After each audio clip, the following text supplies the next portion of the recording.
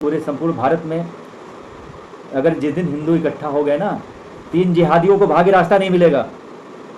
और इसका इलाज पहले जो है जड़ का ये है कि जो हमारी शासन व्यवस्था है, यानी कि न्यायपालिका, विधायिका, कार्यपालिका, उस जड़ पे वार करिए जो अगर शासन चला रहे हैं। तो वैसे भी तो देखा होगा आप लोगों ने कि वहाँ पे अभी 2024 का चुनाव हुआ है तो कई सांसद मुस्लिम के पहुँच चुके हैं, लगभग 58 से ऊपर। तो वह अपनी बात कहेंगे, इस्लाम की बात कहेंगे। अभी 2013 में मनमोहन सिंह की जो सरकार थी तो उसमें तो देखा जाए तो 95% सांसद जो है हिंदू थे, 5 या 4% सांसद जो है मुस्लिम थे। लेकिन उन लोगों ने देश में यह जहर घोल दिया और पूरी संपूर्ण आज़ादी दे दिया वह वोट को कि जहां आपका जो है मन हो, जहां आपका, जैसे सपोज दैट ये विधानसभा है ना योगी जी की, तो वहां पर आ जाएं, चारों तरफ घूम लें और कह दें कि हमारे मुगल, भाई नवाब मुगल यहाँ पे रहा करते थे, शासन किए, तो कह दें कि हमारे पूर्वज यहाँ पे नमाज पढ़े हैं। तो योगी जी भी देखा जाए तो वक्फ कोर्ट नहीं जा सकते। वक्फ कोर्ट में वहाँ पे जो भी 32 मेंबर होते हैं वो टोटली मुस्लिम होते हैं, चपरासी से लेकर के जज तक का, और सब रिटायर IAS और IPS होते हैं, जो कि अपने वक्फ बोर्ड में रिटायरमेंट के बाद अपना पद लेते हैं। और पद लेकर के वह लोग सिर्फ वक्फ बोर्ड की जितनी भी संपत्तियां हैं उसको काबिज करने के लिए अपना कहाँ क्या करना है। तो वहाँ पे योगी जी भी कोर्ट का दरवाज़ा नहीं खटखटा सकते, हाई कोर्ट का दरवाज़ा नहीं खटखटा सकते, क्योंकि जो वक्फ कोर्ट ट्रिब्यूनल बना हुआ है तो वो ट्रिब्यूनल के तहत आपको वक्फ कोर्ट में ही जाना पड़ेगा।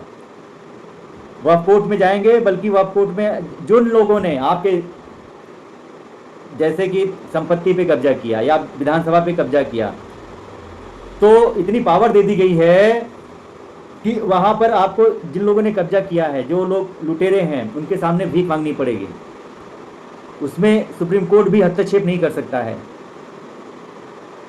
तो ऐसे महाघटिया कानून को ख़त्म करना चाहिए कि नहीं, रखना चाहिए या ख़त्म करना चाहिए, बताएं सभी सनातनी लोगों। हमारे देखा जाए न्यायपालिका के सर्वप्रथम चीफ जस्टिस श्री चंद्रचूड़ जी हों, अगर उनकी बात करी जाए तो माय लॉर्ड चंद्रचूड़ जी, अगर आपने देखा होगा सुप्रीम कोर्ट का जो मुगल गार्डन है, अभी वो भी मुगल गार्डन मुगलों के नाम से रखा गया है। उस मुगल गार्डन पर भी अगर वक्फ कोर्ट दावा कर दे कि भाई मुगल है ना तो मुगल गार्डन बना, भाई वहाँ पे नमाज पढ़ी होगी, तो भी तो नाम जो है उस गार्डन का चेंज हुआ। या सुप्रीम कोर्ट पे भी अगर वो कह दे कि यह वक्फ बोर्ड की संपत्ति है, तो आप भी उसको खाली नहीं करा सकते, क्योंकि ऐसा पावर दे दिया गया है। 2013 में पूरी छूट दे दी गई है अनुच्छेद 40 के तहत, यानी कि अनुच्छेद 40 के तहत। तो अब भारत भूमि का पूरा जो भी बचा हुआ शेष टुकड़ा है वह बोर्ड का है, उसमें कोई कुछ नहीं कर सकता। चाहे हमारे माननीय प्रधानमंत्री मोदी जी हों, चाहे माननीय गृह मंत्री अमित शाह जी हों, उनकी प्रॉपर्टी में भी अगर कुछ हो जाता है, भले ही देश के गृह मंत्री हैं, लेकिन जो 2013 में मनमोहन जी को जो गूंगे थे, जो कि कांग्रेस अगुवाई करती थी, सोनिया गांधी, चाहे यह सोनिया गांधी का आप लोगों को नाम पता होगा, एंटोनो वाइनो, जो इटालियन बाई जो बाल गर्ल थी, और उसका सपुत्र जो है फिरोज खान का पोता, और फिरोज खान का जो पोता है यानी कि राजू खान का जो बेटा, एंटोनो वाइनो का बेटा, वो कैसे खेल खेल रहा है।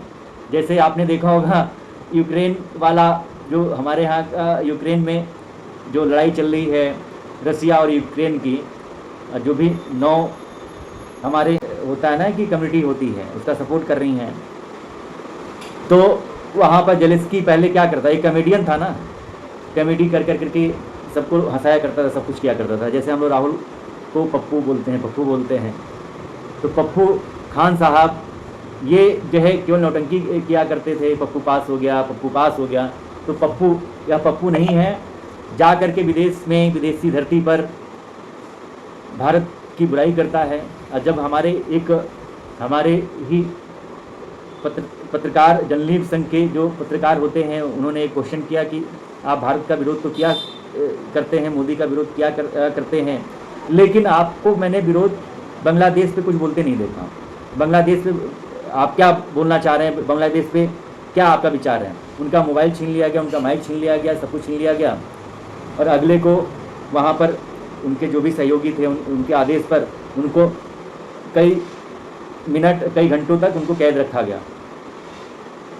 तो यह जो इंटरनेशनल जर्नलिज्म है, पत्रकार हमारा समाज है, और भारत का जो चौथा पिलर कहा जाता है, देखा जाए उसकी आवाज़ को बंद किया जाता है। सच बोलेंगे तो आपकी कोई सुनवाई नहीं करता है। अगर आप जरा सा तीखा कड़वा सत्य अगर उनसे बोल दें, अगर क्वेश्चन कर ले माइक लगा करके, तो उनकी जो है जमीन सरक जाती है। ऐसे नेताओं की जरूरत नहीं है। ऐसे नेताओं का पूरी तरीके से बहिष्कार करना चाहिए। और हम बारंबार बोलते हैं कि जो राहुल गांधी ऐसा है, अपने यहाँ सेकुलर हिंदू ऐसे हैं, दोगले हिंदू, कि उन लोगों को समझ में नहीं आता है।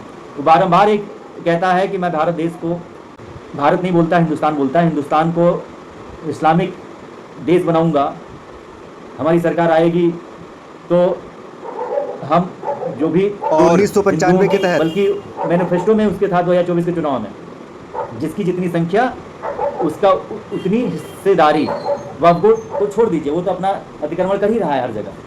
लेकिन जो आप लोगों के जो ज़मीन है, जो आप लोग पसीने के पैसों से अपना कमा रहे हैं, दिनों रात मेहनत कर रहे हैं कि हमारा बच्चा खुश रहेगा, अपने बच्चों के लिए, अपने देखा जाए तो अपने चिराग के लिए कुछ करके जाना चाह रहे हैं, तो वह हमारे यहाँ ये होता है कि हम दो हमारे दो, या हम दो हमारे एक। तो जो वो घर का चिराग होता है, और उन लोगों के यहाँ तो उन लोगों के यहाँ 40 बच्चे होते हैं, 4 बीवी होती हैं, उल्टा मैं बोल रहा हूँ, 40 बच्चे होते हैं, 4 बीवी होती है, और हम एक होता है, यानी कि हम एक, हमारी 4, हमारी 40 बच्चे, तो 40 बच्चों की हिस्सेदारी तय होगी। ठीक है, खटाखट वो जमीन का बंटवारा हो जाएगा। फिर भी लोगों को समझ में नहीं आता कैसे हो आप लोग